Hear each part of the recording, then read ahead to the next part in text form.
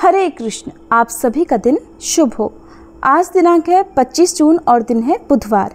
आज आषाढ़ मास की अमावस्या है और अमावस्या तिथि आज शाम 4 बजे तक रहेगी।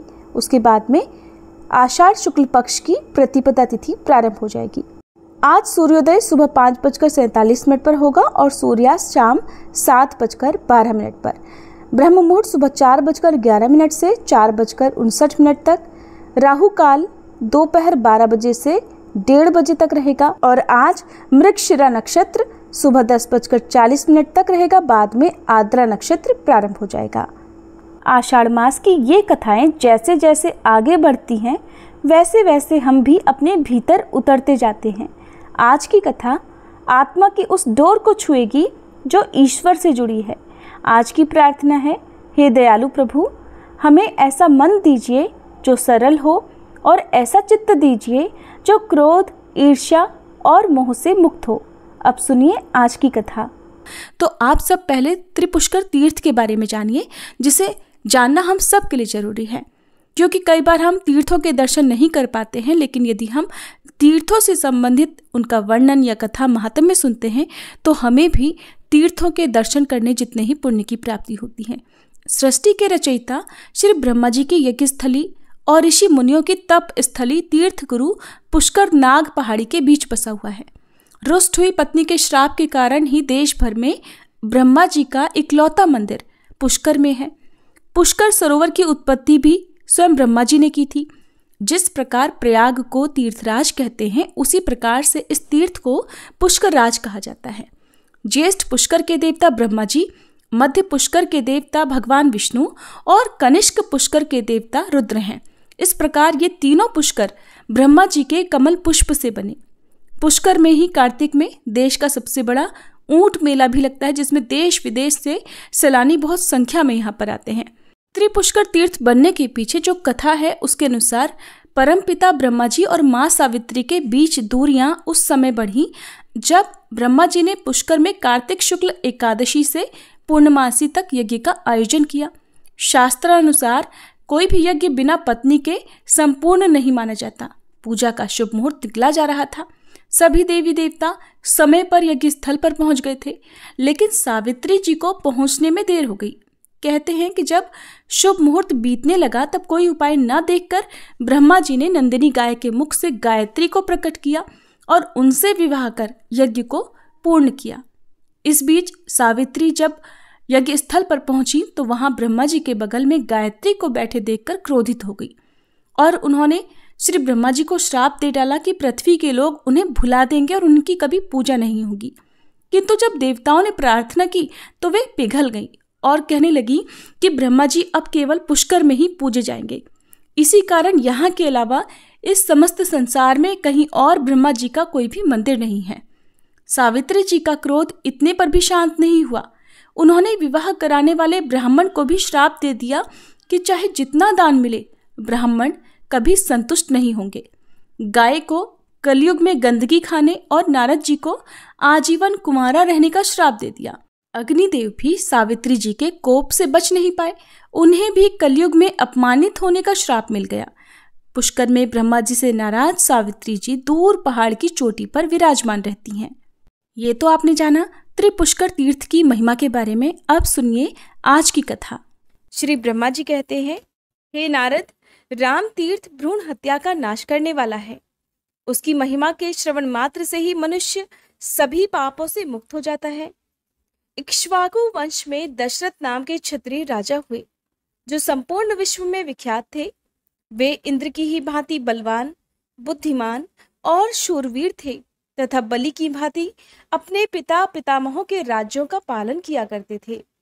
महाराज दशरथ के 3 रानियां थीं, कौशल्या, सुमित्रा और कैकेयी। वे तीनों कुलीन, सौभाग्यशालिनी, रूपवती और सुलक्षणा थीं।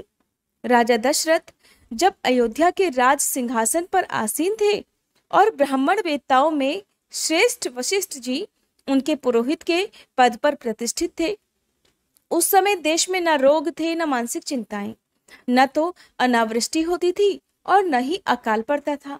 ब्राह्मण, क्षत्रिय, वैश्य तथा शूद्रों को और चारों आश्रमों को भी पृथक पृथक बड़ा सुख मिला करता था। एक समय की बात है, देवताओं और दानवों में राज्य के लिए युद्ध छिड़ गया। न तो उसमें देवताओं की जीत होती थी और न दैत्यों और दानवों की ही। इस तरह वह युद्ध कई दिनों तक लगातार चलता रहा। इसी बीच में आकाशवाणी हुई, राजा दशरथ जिनका पक्ष ग्रहण करेंगे वे ही विजयी होंगे, दूसरे नहीं। ये सुनकर देवता और दानव दोनों अपनी विजय के लिए राजा के पास चले। देवताओं की ओर से वायु शीघ्र जा पहुंचे और राजा से कहने लगे, महाराज, देव दानव संग्राम में आपको चलना चाहिए। वहां यह आकाशवाणी सुनाई दी है कि जिस ओर राजा दशरथ रहेंगे उसी पक्ष की जीत होगी। अतः आप देवताओं का पक्ष ग्रहण कीजिए, जिससे देवतागण विजयी हो सके। वायु की ये बात सुनकर राजा दशरथ ने कहा, हे वायुदेव, आप सुखपूर्वक पधारे, मैं अवश्य चलूंगा। वायु के चले जाने पर तुरंत ही दैत्यगण राजा के पास आ गए और कहने लगे, हे भगवान, हमारी सहायता कीजिए। महाराज, विजय आप पर ही अवलंबित है, अतः आप दैत्यराज की सहायता के लिए चले। राजा बोले, वायुदेव ने पहले मुझसे प्रार्थना की है और मैंने देवताओं की सहायता करने का वचन भी दे दिया है, अतः दैत्य और दानव वापस लौट जाएं।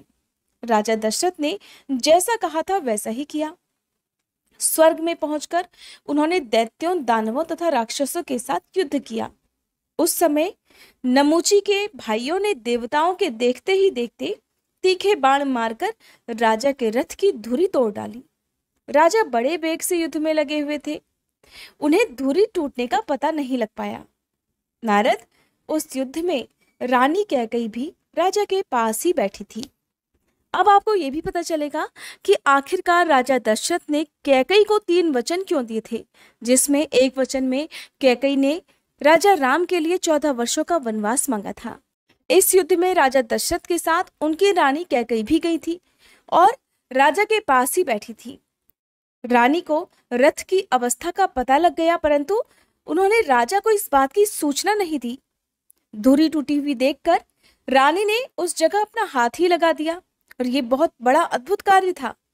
रथियों में श्रेष्ठ महाराज दशरथ ने कैकई के हाथ से थामे हुए रथ के द्वारा दैत्यों और दानवों पर विजय पाई। फिर देवताओं से अनेक वर पाकर उनकी अनुमति लेकर वे पुनः अयोध्या वापस आ गए। आते समय मार्ग के बीच में जब महाराज दशरथ ने अपनी प्रिया कैकई की ओर देखा, तब उनका वह साहसपूर्ण कार्य देखकर उन्हें बड़ा विस्मय हुआ। हे मुनि, इस कार्य से प्रसन्न होकर राजा ने कैकई को वर दिए। रानी कैकई ने भी राजा की आज्ञा स्वीकार करके इस प्रकार कहा कि हे महाराज, आपके दिए हुए ये वर आपके पास ही रखिए, आवश्यकता पड़ने पर मैं इन्हें ले लूंगी। राजा दशरथ पुरस्कार में अनेक प्रकार के आभूषण देकर अपनी प्रिया कैकई के साथ अपने नगर को गए। विजयी होने से वे बहुत प्रसन्न थे। फिर बहुत समय बीतने के बाद मुनीश्वर ऋष्यशृंग की कृपा से देवताओं की कार्य सिद्धि के लिए राजा दशरथ के 4 देवोपम पुत्र हुए। कौशल्या से राम, कैकई से बुद्धिमानों में श्रेष्ठ भरत तथा सुमित्रा से लक्ष्मण और शत्रुघ्न हुए। वे सभी पुत्र बुद्धिमान, प्रिय तथा राजा के आज्ञाकारी थे। एक बार महल में महर्षि विश्वामित्र आए और उन्होंने यज्ञ की रक्षा करने के लिए राजा से राम और लक्ष्मण को मांगा। विश्वामित्र उनके महत्व को जानते थे। तब राजा दशरथ कहने लगे, हे मुने, इस बुढ़ापे में किसी तरह दैवयोग से मेरे ये बालक उत्पन्न हुए हैं जो मेरे मन को आनंद देने वाले हैं। मैं अपना शरीर और ये राज्य दे दूंगा, किंतु इन पुत्रों को नहीं दे सकूंगा। उस समय वशिष्ठ मुनि ने राजा दशरथ को समझाया कि राजन, रघुवंशियों ने किसी की प्रार्थना को ठुकराना नहीं सीखा है। तब उनके इस प्रकार समझाने और कहने पर राजा ने किसी तरह श्री राम और लक्ष्मण से कहा, पुत्रों, तुम ब्रह्मर्षि विश्वामित्र के यज्ञ की रक्षा करो। ऐसा कहकर उन्होंने अपने दोनों पुत्र विश्वामित्र जी को सौंप दिए। राम और लक्ष्मण ने बहुत अच्छा कहकर राजा दशरथ को नमस्कार किया और यज्ञ की रक्षा करने के लिए मुनि विश्वामित्र के साथ प्रसन्नता पूर्वक चल दिए।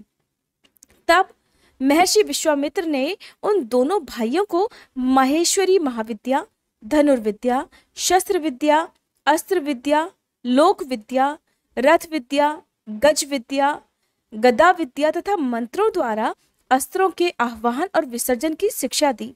इस प्रकार संपूर्ण विद्याएं प्राप्त कर श्री राम और लक्ष्मण ने वनवासियों का हित करने के लिए वन में ताड़का को मार डाला और हाथ में धनुष लेकर यज्ञ की रक्षा करने लगे। तत्पश्चात महायज्ञ पूर्ण होने पर मुनिवर विश्वामित्र दोनों राजकुमारों के साथ राजा जनक से मिलने गए। वहां लक्ष्मण सहित श्री राम ने राजाओं की मंडली में अपने गुरु से सीखी हुई अद्भुत धनुर्विद्या का परिचय दिया, जिससे प्रसन्न होकर राजा जनक ने अपनी कन्या लक्ष्मी स्वरूपा सीता का विवाह श्री राम के साथ कर दिया। इस प्रकार लक्ष्मण, भरत और शत्रुघ्न का विवाह भी राजा जनक के घर ही हुआ। तदंतर दीर्घकाल व्यतीत होने पर राजा दशरथ समस्त प्रजा और गुरु की अनुमति से श्री राम को राज्य देने लगे, किंतु उस समय मंत्रा रूपी दुर्दैव से प्रेरित होकर रानी कैकेयी ईर्ष्या से व्याकुल हो उठी। उसने श्री राम के राज्याभिषेक में विघ्न डाला और उन्हें वनवास भेजने के लिए कहा। साथ ही उसने वही राज्य भरत के लिए मांगा, परंतु राजा दशरथ ने स्वीकार नहीं किया। पिता के सत्य की रक्षा करने के लिए श्री राम स्वयं ही घोर जंगल में चले गए। सीता और लक्ष्मण ने भी उन्हीं का साथ दिया। श्री राम ने अपने सद्गुणों के कारण सत्पुरुषों के शुद्ध हृदय में घर बना लिया था। जब श्री राम राज्य की तृष्णा से रहित और वनवास के लिए दीक्षित होकर लक्ष्मण और सीता के साथ चले गए, तब राम, लक्ष्मण और गुणशालिनी सीता का स्मरण करके महाराज को बड़ा दुख हुआ और उन्होंने अपने प्राण त्याग दिए। इधर श्री रामचंद्र जी चलते चलते चित्रकूट में आए। वहीं उन्होंने 3 वर्ष व्यतीत किए। फिर वहां से दक्षिण दिशा की ओर चलकर वे क्रमशः दंडकारण्य में जा पहुंचे, जो समस्त देशों में पवित्र और तीनों लोकों में विख्यात है। वह महान वन दैत्यों से सेवित होने के कारण बड़ा भयंकर था। ऋषियों ने भयभीत होकर उसे छोड़ दिया था। श्री राम ने वहां दैत्यों और राक्षसों को मारकर दंडक वन को ऋषि मुनियों के रहने योग्य बना दिया। फिर 5 योजन आगे चलकर वे धीरे धीरे गौतमी के तट पर पहुंचे। भगवान शिव की जो पंचभूत और अनिर्वचनीय पराशक्ति है, वही जल स्वरूप में प्रकट हुई गौतमी नदी है, ऐसा संत महात्माओं का कथन है। गौतमी ब्रह्मा, विष्णु और शिव जी के लिए भी माननीय तथा वंदनीय है। श्री राम कहने लगे, अहो, गंगा का कैसा अद्भुत प्रभाव है। तीनों लोकों में इनकी कहीं कोई उपमा नहीं है। हम धन्य हैं कि इन त्रिभुवन पावनी गंगा का दर्शन पा सके। ऐसा कहकर श्री राम ने बड़े हर्ष के साथ महादेव जी की स्थापना की और यत्न पूर्वक षोडशोपचार से 36 कलाओं वाले महादेव जी की आवरण सहित पूजा करके हाथ जोड़ उनकी स्तुति करने लगे। इस प्रकार स्तुति करने लगे कि मैं पुराण पुरुष शंभु को नमस्कार करता हूँ, जिनकी असीम सत्ता का कहीं पार या अंत नहीं है। उन सर्वज्ञ शिव को मैं प्रणाम करता हूँ। अविनाशी प्रभु रुद्र को नमस्कार करता हूँ। सबका संहार करने वाले शर्व को मस्तक झुकाकर प्रणाम करता हूँ। अविनाशी परम देव को नमस्कार करता हूँ। लोक गुरु उमापति को प्रणाम करता हूँ। दरिद्रता का विनाश करने वाले शिव को नमस्कार करता हूँ। रोगों का अपहरण करने वाले महेश्वर को प्रणाम करता हूँ। जिनका रूप चिंतन का विषय नहीं है, उन कल्याणमय शिव को नमस्कार करता हूँ। विश्व की उत्पत्ति के बीजभूत भगवान भव को नमस्कार करता हूँ। जगत का पालन करने वाले परमात्मा को प्रणाम करता हूँ। संहारकारी रुद्र को बारंबार प्रणाम करता हूँ। पार्वती जी के प्रेतम अविनाशी प्रभु को नमस्कार करता हूँ। नित्य अक्षर स्वरूप शंकर को प्रणाम करता हूँ। जिनका स्वरूप चिन्मय है और अप्रमेय है, उन भगवान त्रिलोचन को मैं मस्तक झुकाकर बारंबार नमस्कार करता हूँ। करुणा करने वाले भगवान शिव को प्रणाम करता हूँ तथा संसार को भय देने वाले भगवान भूतनाथ को सर्वदा नमस्कार करता हूँ। मनोवांछित फलों के दाता महेश्वर को प्रणाम करता हूँ। भगवती उमा के स्वामी श्री सोमनाथ को नमस्कार करता हूँ। तीनों वेद जिनके 3 नेत्र हैं, उन त्रिलोचन को प्रणाम करता हूँ।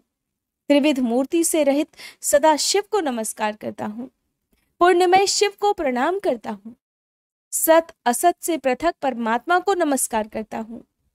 पापों का अपहरण करने वाले भगवान हर को प्रणाम करता हूँ। जो संपूर्ण विश्व के हित में लगे रहते हैं उन भगवान को नमस्कार करता हूँ।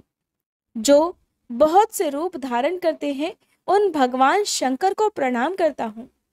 जो संसार के रक्षक तथा सत और असत के निर्माता हैं उन्हें नमस्कार करता हूँ। जो संपूर्ण विश्व के स्वामी हैं उन विश्वनाथ को प्रणाम करता हूँ। हव्य कव्य स्वरूप यज्ञेश्वर को नमस्कार करता हूँ। संपूर्ण लोगों का सर्वदा कल्याण करने वाले जो भगवान शिव आराधना करने पर उत्तम गति और संपूर्ण अभीष्ट वस्तुएं प्रदान करते हैं उन दान प्रिय इष्ट देव को मैं नमस्कार करता हूँ। भगवान सोमनाथ को प्रणाम करता हूँ। जो स्वतंत्र ना रहकर भक्तों के पराधीन रहते हैं उन विजयशील उमानाथ को मैं नमस्कार करता हूँ। विघ्नराज गणेश तथा नंदी के स्वामी पुत्र प्रिय भगवान शिव को मैं मस्तक झुकाकर बारंबार प्रणाम करता हूँ। संसार के दुख और शोक का नाश करने वाले देवता भगवान चंद्रशेखर को मैं बारंबार नमस्कार करता हूँ। जो स्तुति करने योग्य और मस्तक पर गंगा को धारण करने वाले हैं उन महेश्वर को नमस्कार करता हूँ। देवताओं में श्रेष्ठ उमापति को प्रणाम करता हूँ। ब्रह्मादि ईश्वर इंद्र आदि देवता तथा असुर भी जिनके चरण कमलों की पूजा करते हैं उन भगवान को मैं नमस्कार करता हूँ। जिन्होंने पार्वती देवी के मुख से निकलने वाले वचनों पर दृष्टिपात करने के लिए मानो 3 नेत्र धारण कर रखे हैं उन भगवान को प्रणाम करता हूँ। पंचामृत, चंदन, उत्तम धूप, दीप, भांति भांति के विचित्र पुष्प, मंत्र तथा अन्न आदि समस्त उपचारों से पूजित भगवान सोम को मैं नमस्कार करता हूँ। तदंतर भगवान शंकर ने भगवान श्री राम की स्तुति से प्रकट होकर राम और लक्ष्मण से कहा कि तुम्हारा कल्याण हो, वत्स वर मांगो। श्री राम कहने लगे, हे सुरश्रेष्ठ महेश्वर, जो लोग इस स्तोत्र के द्वारा भक्ति पूर्वक आपकी स्तुति किया करें उनके संपूर्ण कार्य सिद्ध हो जाएं। हे शंभो, जिनके पितर नरक के समुद्रों में डूबे हुए हों उनके वे पितर यहाँ पिंडदान आदि देने से पवित्र होकर स्वर्ग लोक में चले जाएं। जन्म भर के कमाए हुए मानसिक, वाचिक और शारीरिक पाप यहाँ स्नान करने मात्र से तत्काल नष्ट हो जाएं। जो लोग यहाँ याचकों को भक्ति पूर्वक थोड़ा भी दान दे वह सब अक्षय होकर दाताओं के लिए उत्तम फल देने वाला हो। ये सुनकर शंकर जी बहुत प्रसन्न हुए। उन्होंने एवं अस्तु कहकर श्री रामचंद्र जी की बात का अनुमोदन किया। सुरश्रेष्ठ भगवान शिव के अंतर्ध्यान हो जाने पर श्री राम अपने अनुगामियों के साथ धीरे धीरे उस प्रदेश में गए जहां से गोदावरी नदी प्रकट हुई है। तब से वह तीर्थ श्री राम तीर्थ के नाम से प्रसिद्ध हुआ। वहां लक्ष्मण ने स्नान और शंकर का पूजन किया। वहां लक्ष्मण तीर्थ के नाम से प्रसिद्ध हुआ है। जहां सीता जी ने स्नान किया वह सीता तीर्थ के नाम से कहलाया। सीता तीर्थ नाना प्रकार की समस्त पाप राशि को निर्मूल करने में समर्थ है। जिसके चरण से त्रिभुवन पावनी गंगा प्रकट हुई, उन्होंने ही जहां स्नान किया उस तीर्थ की विशिष्टता के विषय में और क्या कहा जा सकता है। अतः श्री राम तीर्थ के समान पावन तीर्थ कहीं कोई भी नहीं है। हरे कृष्णा। आषाढ़ मास की कथा में बस इतना ही। अब सुनिए अब तक लगातार चलती आ रही पौराणिक कथा में आगे का वृत्तांत। भीष्म जी ने पूछा, विप्रवर, मनुष्य को भी देवत्व, सुख, राज्य, धन, यश, विजय, भोग, आरोग्य, आयु, विद्या, लक्ष्मी, पुत्र, बंधुवर्ग और सब प्रकार के मंगल की प्राप्ति कैसे हो सकती है, ये बताने की भी कृपा कीजिए। तब पुलत्स्य जी ने कहा, राजन, इस पृथ्वी पर ब्राह्मण सदा ही विद्या आदि गुणों से युक्त और श्री संपन्न होता है। तीनों लोकों और प्रत्येक युग में ब्राह्मण देवता नित्य पवित्र माने गए हैं। ब्राह्मण देवताओं का भी देवता है। संसार में उसके समान दूसरा कोई नहीं है। वह साक्षात धर्म की मूर्ति है और इस पृथ्वी पर सबको मोक्ष प्रदान करने वाला है। ब्राह्मण सब लोगों का गुरु, पूज्य और तीर्थ स्वरूप मनुष्य है। ब्रह्मा जी ने ब्राह्मण को ही सब देवताओं का आश्रय बनाया है। पूर्व समय में नारद जी ने भी इसी विषय को ब्रह्मा जी से इस प्रकार पूछा था, ब्राह्मण, किसकी पूजा करने पर भगवान लक्ष्मीपति प्रसन्न होते हैं? तब ब्रह्मा जी बोले कि जिस पर ब्राह्मण प्रसन्न होते हैं उस पर ही भगवान श्री विष्णु भी प्रसन्न हो जाते हैं। इसलिए ब्राह्मण की सेवा करने वाला मनुष्य पर ब्रह्म परमात्मा को प्राप्त होता है। ब्राह्मण के शरीर में सदा ही श्री विष्णु का निवास है। जो दान, मान और सेवा आदि के द्वारा प्रतिदिन ब्राह्मणों की पूजा करता है, उसके द्वारा मानो शास्त्रीय विधि के अनुसार उत्तम दक्षिणा से युक्त 100 यज्ञों का अनुष्ठान हो जाता है। जिसके घर पर आया हुआ विद्वान ब्राह्मण कभी निराश नहीं लौटता, उसके संपूर्ण पापों का नाश हो जाता है और वह अक्षय स्वर्ग को प्राप्त होता है। पवित्र देश काल में सुपात्र ब्राह्मण को जो धन दान दिया जाता है उसे अक्षय जानना चाहिए। वह जन्म जन्मांतरों में भी फल देता रहता है। ब्राह्मणों की पूजा करने वाला मनुष्य कभी दरिद्र, दुखी और रोगी नहीं होता। जिसके घर के आंगन में ब्राह्मणों की चरण धूलि पड़ती रहती हो, वह पवित्र और शुद्ध होते रहते हैं। वे पुण्य क्षेत्र के समान हैं। उन्हें यज्ञ कर्म के लिए श्रेष्ठ माना गया है। ब्राह्मण को देखकर उन्हें प्रणाम न करने से, ब्राह्मण के साथ द्वेष रखने से और उनके प्रति अश्रद्धा रखने से मनुष्यों की आयु क्षीण होती है। उनके धन ऐश्वर्य का नाश होता है और परलोक में भी उनकी दुर्गति होती है। ब्राह्मण का पूजन करने से आयु, यश, विद्या और धन की वृद्धि होती है और मनुष्य श्रेष्ठ दशा को प्राप्त होता है। अब नारद जी ने पूछा, पिताजी, कौन ब्राह्मण अत्यंत पूजनीय है? ब्राह्मण और गुरु के लक्षण का भी यथावत वर्णन कीजिए। तब श्री ब्रह्मा जी कहने लगे, वत्स, क्षत्रिय और सदाचारी ब्राह्मण की नित्य पूजा करनी चाहिए। जो उत्तम व्रत का पालन करने वाला और सभी पापों से मुक्त है, वह मनुष्य तीर्थ स्वरूप है। उत्तम क्षत्रिय कुल में उत्पन्न होकर भी जो वैदिक कर्मों का अनुष्ठान नहीं करता, वह पूजित नहीं होता। और असत क्षेत्र अर्थात मातृकुल में जन्म लेकर जो भी वेदानुकूल कर्म करता है, वह पूजा के योग्य है। जैसे महर्षि वेदव्यास और ऋषि श्रृंग। विश्वामित्र यद्यपि क्षत्रिय कुल में उत्पन्न है, फिर भी अपने सत्कर्मों के कारण वे मेरे ही समान हैं। इसलिए बेटा, तुम पृथ्वी के तीर्थ स्वरूप क्षत्रिय आदि ब्राह्मणों के लक्षण भी सुनो। इनके सुनने से भी सब पापों का नाश होता है। ब्राह्मण के बालक को जन्म से ब्राह्मण समझना चाहिए। संस्कारों से उसकी द्विज संज्ञा होती है और वह विद्या पढ़ने से विप्र नाम धारण करता है। इस प्रकार जन्म, संस्कार और विद्या, इन तीनों से युक्त होना क्षत्रिय का लक्षण है। जो विद्या, मंत्र और वेदों से शुद्ध होकर तीर्थ स्नान आदि के कारण और भी पवित्र हो गया है, वह ब्राह्मण परम पूजनीय माना जाता है। जो सदा माता पिता की सेवा में लगा रहता है, जिसका मन कभी पराई स्त्री में सुख का अनुभव नहीं करता, जो सदा पुराणों की कथा कहता और धार्मिक उपाख्यानों का प्रसार करता है, उस ब्राह्मण के दर्शन से प्रतिदिन अश्वमेध आदि यज्ञों का फल प्राप्त होता है। जो प्रतिदिन स्नान, ब्राह्मणों का पूजन और तरह तरह के व्रतों का अनुष्ठान करने से पवित्र हो गया है और जो गंगा जी के जल का सेवन करता है, उसके साथ वार्तालाप करने से ही उत्तम गति की प्राप्ति होती है। ब्राह्मण श्री हरि का मूर्तिमान विग्रह है। उसके शाप से विनाश हो जाता है और वरदान से आयु, विद्या, यश, धन और सब प्रकार की संपत्तियां प्राप्त होती हैं। ब्राह्मणों के ही प्रसाद से भगवान श्री विष्णु सदा ब्रह्मण्य कहलाते हैं।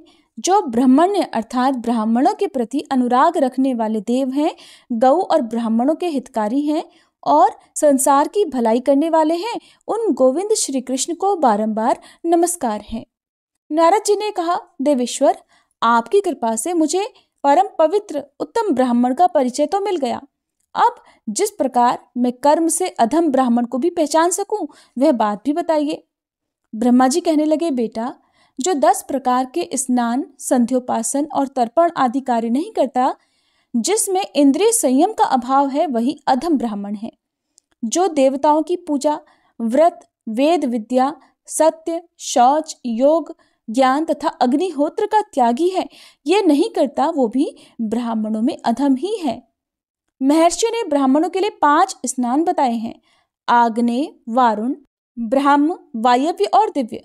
संपूर्ण शरीर में भस्म लगाना आग्नेय स्नान है। जल से जो स्नान किया जाता है उसे वारुण स्नान कहा जाता है।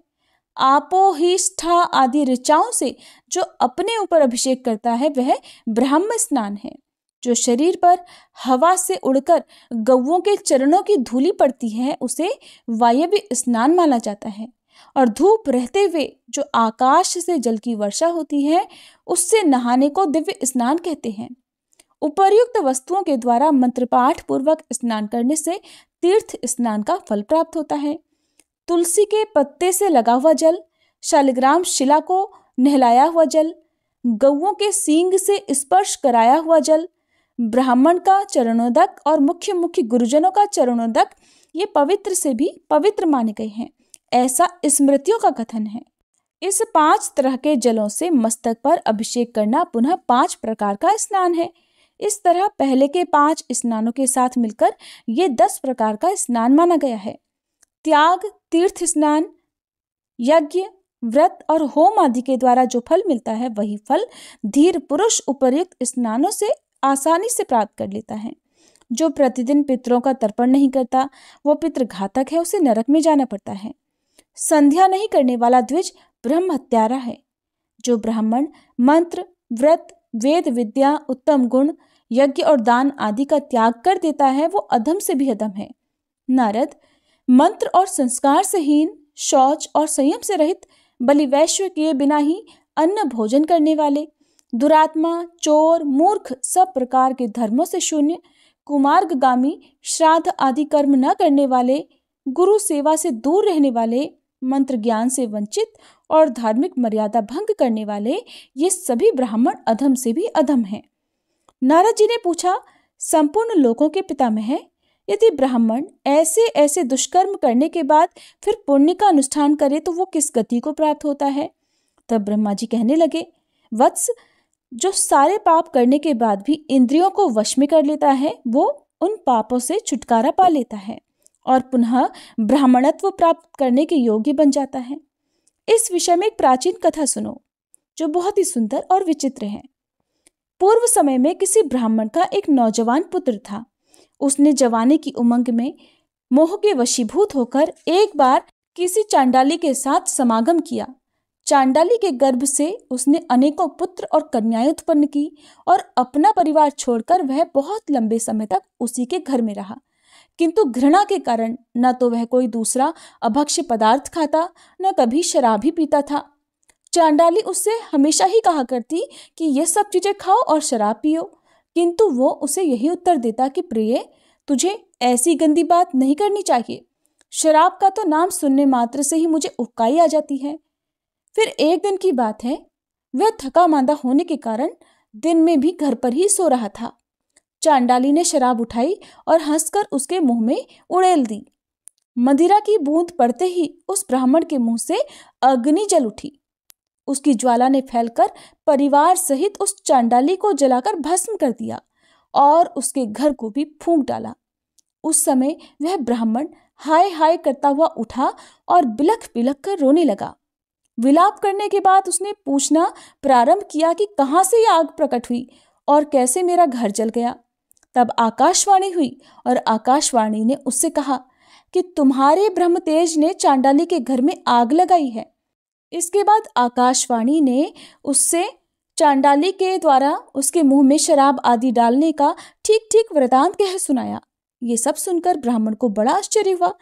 उसने इस विषय पर भलीभांति विचार करके अपने आप को उपदेश देने के लिए ये बात कही कि विप्र, तेरा तो तेज नष्ट हो गया, अब तू पुनः धर्म का आचरण कर। इसके बाद उस ब्राह्मण ने बड़े बड़े मुनियों के पास जाकर उनसे अपने हित की बात पूछी। मुनियों ने कहा, तू दान धर्म का आचरण कर। ब्राह्मण नियम और व्रतों के द्वारा सब पापों से छूट जाते हैं, इसलिए तू भी अपनी पवित्रता के लिए शास्त्रोक्त नियमों का आचरण कर। चांद्रायण, कृच्छ, तप्त कृच्छ, प्रजापत्य और दिव्य व्रतों का बारंबार अनुष्ठान कर। ये व्रत समस्त दोषों का तत्काल शोषण कर लेते हैं। तू पवित्र तीर्थों में जा और वहां भगवान श्री विष्णु की आराधना कर। ऐसा करने से तेरे सारे पाप शीघ्र ही नष्ट हो जाएंगे। पुण्य तीर्थों और भगवान श्री गोविंद के प्रभाव से पापों का क्षय होगा और तू ब्रह्मत्व को प्राप्त हो जाएगा। तात, इस विषय में हम तुझे एक प्राचीन इतिहास सुनाते हैं, अब ध्यान से सुनना। पूर्व समय में विनिता नंदन गरुड़ जब अंडा फोड़कर बाहर निकले तब नवजात शिशु की अवस्था में ही उन्हें भोजन ग्रहण करने की इच्छा हुई। वे भूख से व्याकुल होकर अपनी माता से बोले, माँ मुझे कुछ खाने को दो। पर्वत के समान शरीर वाले महाबली गरुड़ को देखकर परम सौभाग्यवती माता विनिता के मन में बड़ा हर्ष हुआ। वे अपने पुत्र से बोली, बेटा मुझ में तो तेरी भूख मिटाने की शक्ति नहीं है। तेरे पिता धर्मात्मा कश्यप साक्षात ब्रह्मा जी के समान तेजस्वी हैं। वे सोन नदी के उत्तर तट पर तपस्या करते हैं। वहीं जा और अपने पिता से इच्छानुसार भोजन के विषय में परामर्श कर। तात उनके उपदेश से तेरी भूख शांत हो जाएगी। ऋषि कहते हैं, माता की बात सुनकर मन के समान वेग वाले महाबली गरुड़ एक ही मुहूर्त में पिता के पास जा पहुंचे। वहां प्रज्वलित अग्नि के समान तेजस्वी अपने पिता मुनिवर कश्यप जी को देखकर उन्हें मस्तक झुकाकर प्रणाम किया। फिर इस प्रकार कहा, प्रभु मैं आपका पुत्र हूँ और भोजन की इच्छा से आपके पास आया हूँ। मुझे जोर से भूख लग रही है, कृपया मुझे कुछ खाने को दीजिए। कश्यप जी ने कहा, वत्स उधर समुद्र के किनारे विशाल हाथी और कछुआ रहते हैं। वे दोनों बहुत बड़े जीव हैं, उनमें अपार बल है। वे एक दूसरे को मारने की घात में लगे हुए हैं। तू जल्दी ही उनके पास जा, उनसे तेरी भूख मिट सकती है। पिता की बात सुनकर महान वेगशाली और विशाल आकार वाले गरुड़ उड़कर वहां से गए और उन दोनों को नाखून से विदीर्ण करके घायल करके चोंच और पंजों में लेकर बिजली के समान तेजी से आकाश में उड़ चले। उस समय मंदराचल आदि पर्वत उन्हें धारण नहीं कर पाते थे। तब वे वायु की गति से 2 लाख योजन आगे जाकर एक जामुन के वृक्ष की बहुत बड़ी शाखा पर बैठ गए। उनके पंजा रखते ही वह शाखा अचानक टूट पड़ी। उसे गिरते देख महाबली पक्षीराज गरुड़ ने गऊ और ब्राह्मणों के वध के भय से तुरंत ही पकड़ लिया। फिर बड़ी तेजी से आकाश में उड़ने लगे। उन्हें बहुत देर से आकाश में मंडराते देख भगवान श्री विष्णु मनुष्य का रूप धारण करके उनके पास जाकर इस प्रकार कहने लगे, पक्षीराज तुम कौन हो और किस लिए यह विशाल शाखा और यह महान हाथी और कछुआ लिए आकाश में घूम रहे हो? उनके इस प्रकार पूछने पर पक्षीराज ने नर रूपधारी श्री नारायण से कहा, महाबाहो मैं गरुड़ हूँ। अपने कर्म के अनुसार मुझे पक्षी होना पड़ा है। मैं कश्यप मुनि का पुत्र हूँ और माता विनिता के गर्भ से मेरा जन्म हुआ है। देखिए इन बड़े बड़े जीवों को मैंने खाने के लिए पकड़ रखा है। वृक्ष और पर्वत कोई भी मुझे धारण नहीं कर पाते। मैं किसी के ऊपर नहीं बैठ पाता। अनेकों योजन उड़ने के बाद मैं एक विशाल जामुन का वृक्ष देखकर इन दोनों को खाने के लिए उसकी शाखा पर बैठा था, किंतु मेरे बैठते ही वो भी अचानक टूट गई। अतः सहस्त्रों ब्राह्मणों और गौओं के वध के डर से मैं इसे भी लिए डोल रहा हूँ। अब मेरे मन में ये बड़ा दुख हो रहा है कि मैं क्या करूं, कहाँ जाऊं और कौन मेरी तेजी सहन कर पाएगा। तब श्री विष्णु बोले, अच्छा मेरी बाह पर बैठकर तुम इन दोनों हाथी और कछुए को खा लो। गरुड़ ने कहा, बड़े बड़े पर्वत तो मुझे धारण करने में असमर्थ हो रहे हैं, फिर तुम साधारण से मनुष्य मुझ जैसे महाबली पक्षी को भला कैसे धारण कर सकोगे? भगवान श्री नारायण के सिवा दूसरा कौन है जो मुझे धारण कर सके? तीनों लोकों में ऐसा कौन पुरुष है जो मेरा भार सह लेगा? नर रूपधारी श्री विष्णु बोले, पक्षी श्रेष्ठ, बुद्धिमान पुरुष को अपना कार्य सिद्ध करना चाहिए। अतः इस समय तुम अपना कार्य करो। कार्य हो जाने पर निश्चय ही तुम मुझे भी जान लोगे। गरुड़ ने उन्हें महान शक्ति संपन्न देखकर मन ही मन कुछ सोचा। फिर एवं अस्तु कहकर वे उनकी विशाल भुजा पर जा बैठे। गरुड़ के वेग पूर्वक बैठने पर भी उनकी भुजा कांपी नहीं। वहां बैठकर फिर गरुड़ ने उस शाखा को तो पर्वत के शिखर पर डाल दिया और खुद उस हाथी और कछुए को खा लिया। इसके बाद श्री विष्णु से कहने लगे कि तुम कौन हो? इस समय तुम्हारा कौन सा प्रिय कार्य मैं करूं? भगवान श्री विष्णु ने कहा, मुझे नारायण समझो और मैं तुम्हारा प्रिय कार्य करने के लिए ही आया हूं। ऐसा कहकर भगवान ने उन्हें विश्वास दिलाने के लिए अपना असली रूप दिखाया। मेघ के समान श्याम विग्रह पर पीतांबर शोभा पा रहा था। 4 भुजाओं के कारण उनकी झांकी बड़ी मनोरम लगती थी। हाथों में शंख, चक्र, गदा और पद्म धारण किए सर्वदेवेश्वर श्री हरि का दर्शन करके गरुड़ ने उन्हें प्रणाम किया और कहा, पुरुषोत्तम बताइए मैं आपका कौन सा प्रिय कार्य करूं। श्री विष्णु बोले, सखे तुम तो बड़े शूरवीर हो, इसलिए हर समय मेरा वाहन बने रहो। ये सुनकर पक्षियों में श्रेष्ठ गरुड़ ने भगवान से कहा, देवेश्वर आपका दर्शन करके मैं धन्य हो गया हूँ, मेरा जन्म सफल हो गया है। प्रभु मैं माता पिता से आज्ञा लेकर आपके पास आ जाऊंगा। तब भगवान ने प्रसन्न होकर कहा, पक्षीराज तुम अजर अमर बने रहो, किसी भी प्राणी से तुम्हारा वध न हो, तुम्हारा कर्म और तेज मेरे समान हो, सर्वत्र तुम्हारी गति हो, निश्चय ही तुम्हें सब प्रकार के सुख प्राप्त हो, तुम्हारे मन में जो भी इच्छा हो वो सब पूर्ण हो जाए, तुम्हें अपनी रुचि के अनुसार यथेष्ट भोजन बिना किसी कष्ट के प्राप्त होता रहेगा। अब तुम जल्दी ही अपनी माता को कष्ट से मुक्त करोगे। ऐसा कहकर भगवान श्री हरि तुरंत ही अंतर्ध्यान हो गए।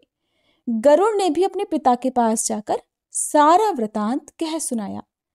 गरुड़ का वृतांत सुनकर उनके पिता महर्षि कश्यप मन ही मन बहुत प्रसन्न हुए और अपने पुत्र से इस प्रकार बोले, खगश्रेष्ठ मैं धन्य हूं, तुम्हारी कल्याणमयी माता भी धन्य है। माता की कोख तथा ये कुल जिसमें तुम्हारे जैसा पुत्र उत्पन्न हुआ है ये भी धन्य है।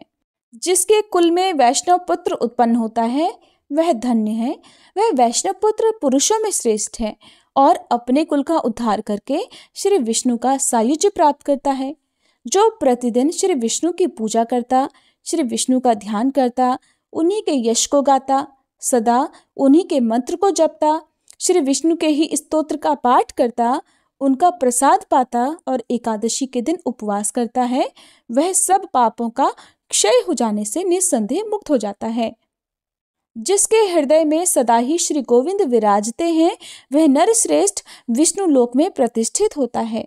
जल में, पवित्र स्थान में, उत्तम पथ पर, गौ में, ब्राह्मण में, स्वर्ग में, ब्रह्मा जी के भवन में और पवित्र पुरुष के घर में सदा ही श्री भगवान विष्णु विराजमान रहते हैं। नाना प्रकार की तपस्या और भांति भांति के धर्म और यज्ञों का अनुष्ठान करके भी देवतागण भगवान श्री विष्णु को नहीं पाते, किंतु तुमने उन्हें प्राप्त कर लिया, इसलिए तुम धन्य हो। तुम्हारी माता सौत के द्वारा घोर संकट में डाली गई है, उसे छुड़ाओ। माता के दुख का प्रतिकार करके देवेश्वर भगवान श्री विष्णु के पास जाना। इस प्रकार भगवान विष्णु से महावरदान पाने पर और पिता की आज्ञा लेकर गरुड़ अपनी माता के पास गए। प्रसन्नता पूर्वक उन्हें प्रणाम करके उनके सामने खड़े होकर उन्होंने पूछा, माँ बताओ मैं तुम्हारा कौन सा प्रिय कार्य करूं? कार्य करके मैं भगवान विष्णु के पास जाऊंगा। ये बात सुनकर सती विनिता ने गरुड़ से कहा, बेटा मुझ पर महान दुख आ पड़ा है, तुम मेरे उस दुख को दूर करो। बहन कद्रू मेरी सौत है। पूर्व समय में उसने मुझे एक बात में अन्याय पूर्वक हरा कर दासी बना लिया, अब मैं उसकी दासी हो चुकी हूँ। तुम्हारे सिवा कौन मुझे इस दुख से छुटकारा दिलाएगा? कुल नंदन, जिस समय मैं उसे मुंह मांगी वस्तु दे दूंगी उसी समय दासी भाव से मेरी मुक्ति हो सकती है। गरुड़ ने कहा, माँ शीघ्र ही उसके पास जाकर पूछो वो क्या चाहती है, मैं तुम्हारा कष्ट अवश्य दूर करूंगा। तब दुखिनी विंता ने कद्रू से कहा, कल्याणी तुम अपनी अभीष्ट वस्तु बताओ जिसे देकर मैं इस कष्ट से छुटकारा पा सकूं। ये सुनकर उस दुष्टा ने कहा, मुझे अमृत ला कर दो। उसकी बात सुनकर विनिता धीरे धीरे लौटी और बेटे से बड़े दुखी होकर बोली, तात वो तो अमृत मांग रही है, अब तुम क्या करोगे? गरुड़ ने कहा, माँ तुम उदास मत हो, मैं अमृत लेकर आऊंगा। ऐसा कहकर मन के समान वेगवान पक्षी गरुड़ सागर से जल लेकर आकाश मार्ग से चल दिए। उनके पंखों की हवा से बहुत सी धूल भी उनके साथ साथ उड़ती गई। वह धूल राशि उनका साथ नहीं छोड़ सकी। गंतव्य स्थान पर पहुंचकर गरुड़ ने अपनी चोंच में रखे हुए जल से वहां के अग्निमय प्राकार अर्थात परकोटे को बुझा दिया और अमृत की रक्षा के लिए जो देवता वहां पर नियुक्त किए गए थे उन सब की आंखों में पूर्वोक्त धूल भर गई, जिससे वे गरुड़ जी को देख नहीं पाते थे। बलवान गरुड़ ने उन सभी रक्षकों को मार गिराया और अमृत लेकर वे वहां से चल दिए। पक्षी को अमृत लेकर आते देख ऐरावत पर चढ़े हुए इंद्र ने कहा, अहो, पक्षी का रूप धारण करने वाले तुम कौन हो जो बलपूर्वक अमृत को लिए जाते हो? सभी देवताओं का अप्रिय करके तुम भला यहाँ से जीवित कैसे जा सकते हो? तब गरुड़ ने कहा, देवराज, मैं तुम्हारा अमृत लिए जाता हूँ, अब तुम अपना पराक्रम दिखाओ। ये सुनकर महाबाहु इंद्र ने गरुड़ पर तीखे बाणों की वर्षा आरंभ कर दी, मानो मेरुगिरी के शिखर पर मेघ जल की धाराएं बरसा रहा हो। गरुड़ ने अपने वज्र के समान तीखे नखों से ऐरावत हाथी को घायल कर डाला और मातली सहित रथ और चक्कों को हानि पहुंचाकर अग्रगामी देवताओं को भी घायल कर दिया। तब इंद्र ने क्रोधित होकर उनके ऊपर वज्र का प्रहार किया। वज्र की चोट खाकर भी महापक्षी गरुड़ विचलित नहीं हुए। वे बड़ी तेजी से भूतल की ओर चले। तब इंद्र ने सब देवताओं के आगे स्थित होकर कहा, निष्पाप गरुड़, यदि तुम नाग माता को इस समय अमृत दे दोगे तो सारे सांप अमर हो जाएंगे।